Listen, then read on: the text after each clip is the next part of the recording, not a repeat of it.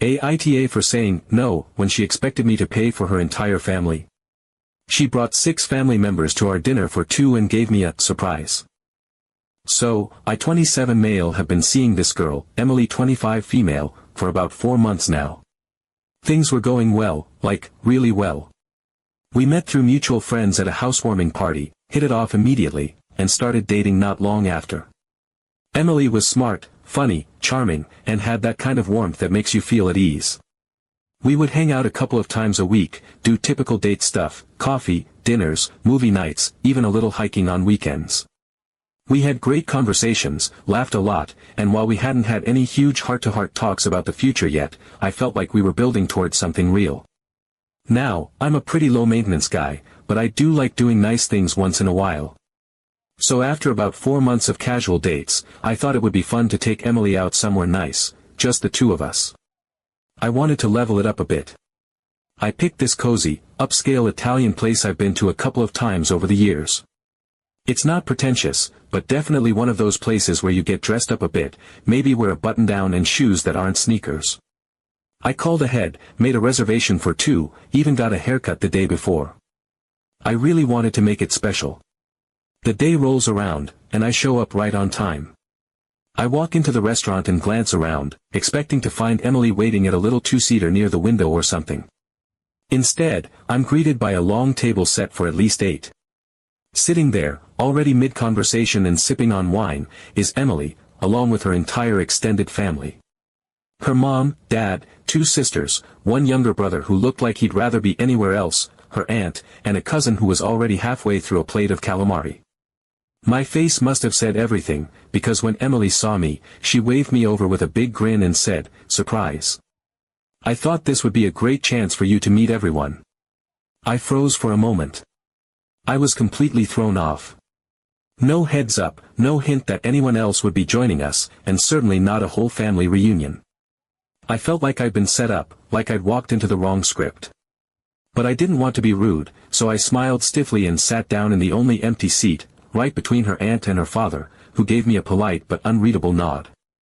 I tried to play along, even though my brain was screaming at me that this wasn't right. From there, it only got worse. Her family was nice enough on the surface, but the vibe was weird. They weren't asking me questions or trying to get to know me, it felt more like an interview or a test. Her mother asked where I worked and then followed it up with a question about how much I made. Her sister asked if I rented or owned. Her dad stayed mostly quiet but occasionally gave me these long, measuring looks that made me feel like I was being appraised like cattle. I was polite, tried to keep the conversation light, but the entire time I was just trying to make sense of why Emily thought this was okay. And then came the food. Everyone ordered the most expensive things on the menu. Starters, drinks, steaks, seafood, desserts, no restraint whatsoever. I'm not exaggerating when I say it looked like they were trying to sample the entire menu. I stuck with a simple pasta and a soda because, frankly, I wasn't planning on dropping a few $100s on a dinner for 8. It was clear they weren't worried about the bill, which should have been a red flag in itself. When the check finally came, the waiter placed it discreetly at the end of the table. Nobody made a move. Not one person reached for their wallet. Then Emily slid the check over to me with a smile and said, "Babe's got it, right?" At first, I actually laughed. I thought she was joking. Surely she didn't expect me to cover an entire meal for 8 people without a word of warning. But the table went silent. No one else was laughing. Her dad looked at me like he was daring me to say no. Emily's smile stayed frozen, but her eyes were watching me closely. That's when it hit me, this wasn't a joke. She really expected me to pay for all of it. I sat there for a moment, took a deep breath, and said, as calmly as I could, that I would be paying for my portion only. I placed enough cash to cover my meal and a tip, stood up, and said it was nice meeting everyone, then left. I could feel the daggers in my back as I walked out. That night, Emily texted me a long paragraph about how I embarrassed her in front of her family, how I should have known that she wanted me to cover it as a gesture, and that it was disrespectful of me to walk out. I didn't reply right away. I needed time to process. All of my friends were unanimously on my side, they were shocked, even angry for me. Still, after a few days, I started wondering if I had overreacted. Maybe there was a cultural expectation I missed, or some family dynamic I didn't understand. So when Emily reached out again and said she wanted to clear the air, I agreed. We met up for coffee, and she apologized, kind of. She said she hadn't meant to put me on the spot, that she thought I'd be happy to show her family I was serious. I told her that I understood wanting me to meet her family, but that ambushing me at dinner with a huge bill was not the way to do it. We agreed to move past it, and I made it very clear that any future plans needed to be communicated clearly. A few weeks later, we decided to give the fancy dinner idea another try. Just us, a proper date. We picked a different restaurant this time, still nice, but not outrageously expensive. I asked her the day before, just to be sure, if it was going to be just the two of us, and she said absolutely. I should have known better. I show up, and once again, there's her entire family. Same people, same scenario. This time, they weren't even pretending to be surprised. Her mom waved at me like we were old friends, and her cousin asked if I was buying again. I didn't say a word. I turned around, walked right back out, and left. Emily started blowing up my phone before I had even reached the parking lot. She called me disrespectful, accused me of being selfish, told me that I had no idea how relationships worked. I blocked her number that night. Update 1. So after that second dinner disaster, the one where Emily showed up again with her entire family even after swearing it would be just us, I hit my limit. I walked out without saying a word, didn't respond to her barrage of texts and calls, and blocked her number. I needed space. I felt humiliated, manipulated, and honestly, kind of stunned that someone could disregard a clear boundary like that twice in a row. It wasn't just about money anymore. It was about basic respect. The fact that she thought it was okay to set me up again, after pretending to apologize the first time, told me everything I needed to know. Or so I thought. A few days later, I unblocked her. Curiosity got the better of me, and I was still trying to wrap my head around the whole thing. I don't like loose ends, and part of me wanted to hear her out, not to rekindle anything, but just to understand what the hell that was. We finally talked. She sounded calm, more composed than I expected.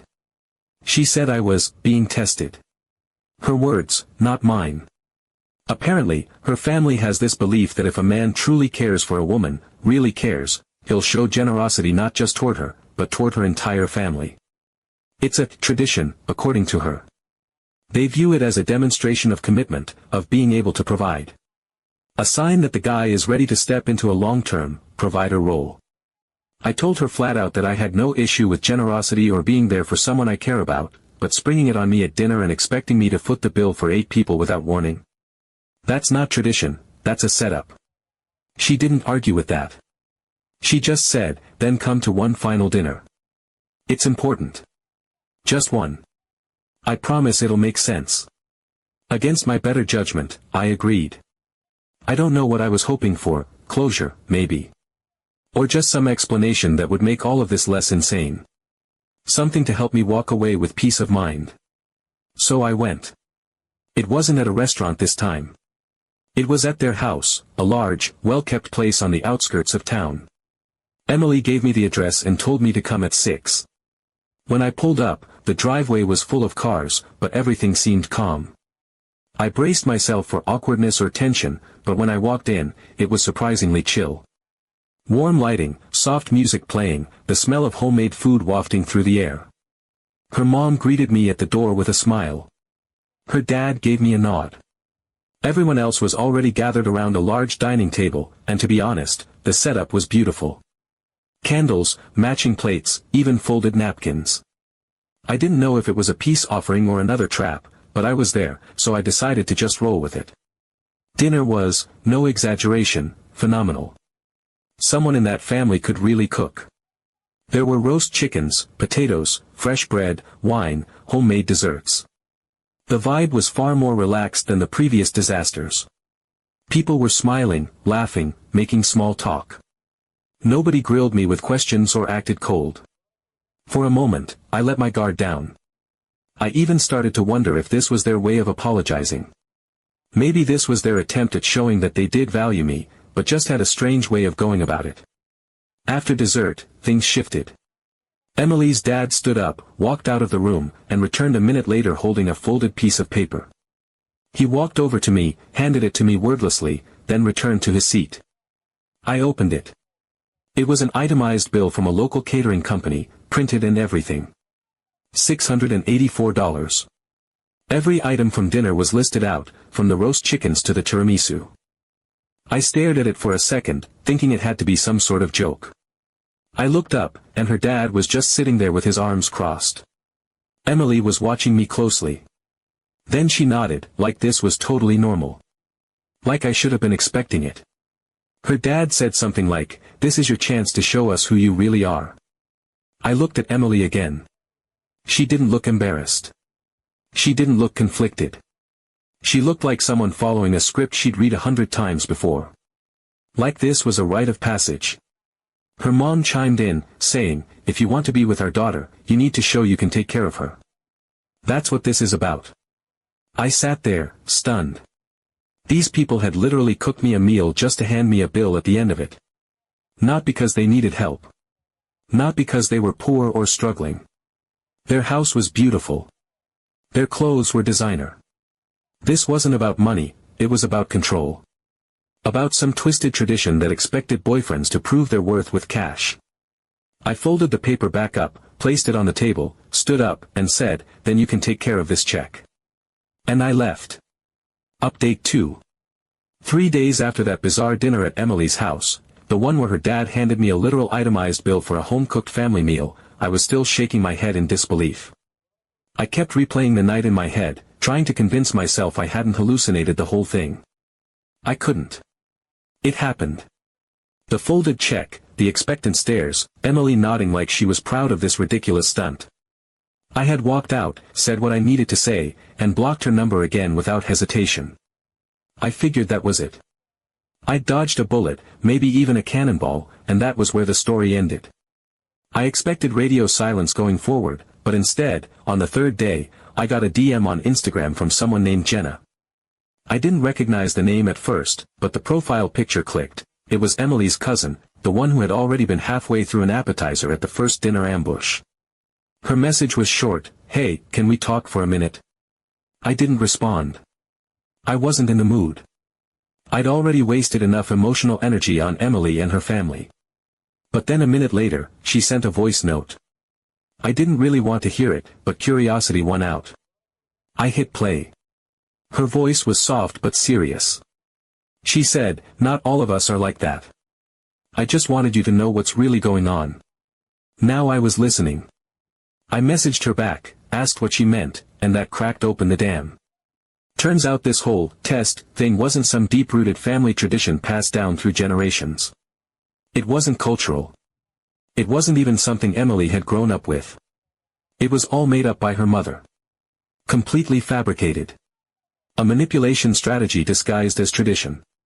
According to Jenna, Emily's previous boyfriend had been wealthy, like, luxury car, 5-star vacations, never look at a price tag wealthy. He would throw money around constantly. Fancy dinners, gifts, covering everyone's tabs. He made a big impression on the family, especially on Emily's mom. When that relationship ended, due to reasons Jenna didn't know or didn't want to say, Emily's mom apparently took it hard. She had seen the financial security that guy brought to the table and convinced herself that this was now the standard. She didn't want Emily to settle for anything less than another provider. Not a partner. A provider. So when Emily started dating again, her mom started crafting these little tests. At first it was subtle, suggesting the boyfriend pay for group outings, or asking him to help with random family expenses. But over time it escalated. It became deliberate. Planned. Like a ritual. Jenna said Emily was actually caught off guard the first time. She didn't know her mom had invited the whole family to our fancy Italian dinner. She had genuinely expected it to be just us. But once her mom spun it as a kind of loyalty test, proof that I was serious, Emily caved. She had been raised to prioritize family harmony. She didn't want to push back. Her mom had already convinced her that letting the family down once was bad enough. Doing it again would be selfish. So she let it happen. The second time. That one she knew about. She didn't just let it happen, she played along. Jenna told me she didn't agree with it, but Emily's mom kept reinforcing the same idea, that a real man would step up, that this was a rare opportunity to weed out the weak ones. And that's where it got really wild. Apparently, I wasn't the first guy they tried this on. I was the third. The first guy had money and didn't blink. He paid for everything and more, but ended things after a few months. Jenna said he got tired of the constant expectations and realized that Emily's mom was treating him like a bank account. The second guy just ignored the whole thing. He didn't pay, didn't react, and ghosted Emily 2 days later. Then came me. I was the one who said no, but didn't disappear. I challenged it. I stuck around long enough to question it. That's when they thought I could be trained. That was the word Jenna used. Trained. It wasn't about seeing if I was generous. It was about wearing me down. Seeing if I could be slowly reshaped into the kind of man who would pay without question. Conditioned into believing that generosity meant obedience. That love was measured in dollars, and that the more I gave, the more serious I was. Jenna told me she thought the whole thing was messed up. She said she didn't like being part of it, that she felt uncomfortable every time it happened. She said it wasn't right to ambush people, manipulate them, and then shame them for reacting like humans. She told me Emily used to be different, more independent, more assertive, but ever since the breakup with the rich ex, her mom had her on a leash. Every boyfriend was a new audition. Every dinner was a test. Jenna said she watched that night, the catered dinner with the bill, and saw how stunned I looked. She saw the way Emily avoided my eyes, how her hands trembled a little when her dad placed the check in front of me. She said Emily was scared. Not of me. Of disappointing them. Of not living up to the version of herself her mom had constructed. And then Jenna said she was sorry. Update 3. About a week after Jenna and I had that conversation, the one where she finally gave me the full behind-the-scenes look at what really went down with Emily's family, I got another message from Emily. I wasn't expecting it. We had already closed the chapter, or at least I thought we had. But there it was, a new message sitting in my inbox. I opened it with hesitation, fully prepared for another guilt trip or some half-hearted justification. But that's not what it was. This time, it was different. Emily's message wasn't long, but it was real. The tone was different from anything I'd seen from her before, less defensive, more self-aware. She told me she had been reflecting a lot on what happened, especially after Jenna had confronted her about the whole mess. She admitted that her mother had manipulated her, pushed her, guilt-tripped her, and gaslit her into believing the absurd tests were some kind of ancient family tradition that needed to be honored. She admitted that she hadn't realized just how toxic the whole situation was until it all blew up in her face. She said she had spent the last few days really sitting with it. Really thinking. She apologized, not the kind of apology that deflects or tries to minimize things, but a genuine one. She said she felt awful about the first dinner, about blindsiding me, about not stopping it when she had the chance. She told me that when her dad handed me that catering bill, she realized just how far her family had dragged her from her own values. That moment was apparently the wake-up call she needed. She offered to pay me back for the first dinner, down to the last dollar. Said it was the least she could do after everything I'd been put through. I told her to keep it. At this point, it wasn't about the money. It never really was. It was about the principle, the manipulation, the complete lack of communication and respect. She told me she was starting to set boundaries with her family. That she knew it wouldn't be easy, but she wanted to take back control of her life. She said she understood now why things went the way they did, and that she didn't blame me for walking away. That she respected it. We didn't have some emotional reunion. We didn't pretend like we were going to fix things and get back together. We just left it there, on a note of mutual understanding. She said what she needed to say.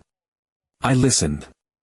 And we parted ways, this time for good, but on decent terms. We weren't enemies. We just weren't right for each other. At least not under the weight of all that dysfunction. And that could have been the end of it. But life's weird like that. Because while all that was happening, something else had been quietly unfolding in the background. Something I hadn't really expected to go anywhere. Something that started small, and honest, and kind of by accident. Jenna and I had stayed in touch. It wasn't romantic at first. Not even close. After she messaged me about the tests, we talked a bit more, mostly just random, casual stuff. Music, memes, weird family stories, observations about how absurdly complicated people can make relationships when they forget to be human. She had this dry, slightly irreverent sense of humor that made even the most mundane conversation fun. And she never tried to explain things away or protect her family's behavior.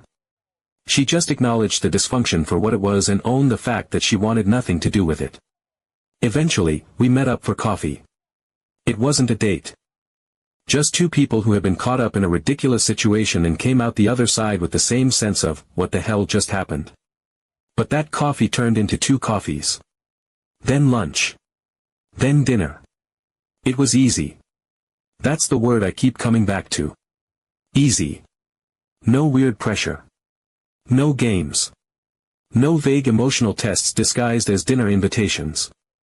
Just two people talking, laughing, learning about each other without trying to mold the other into something predetermined. Jenna was thoughtful in a way that snuck up on you.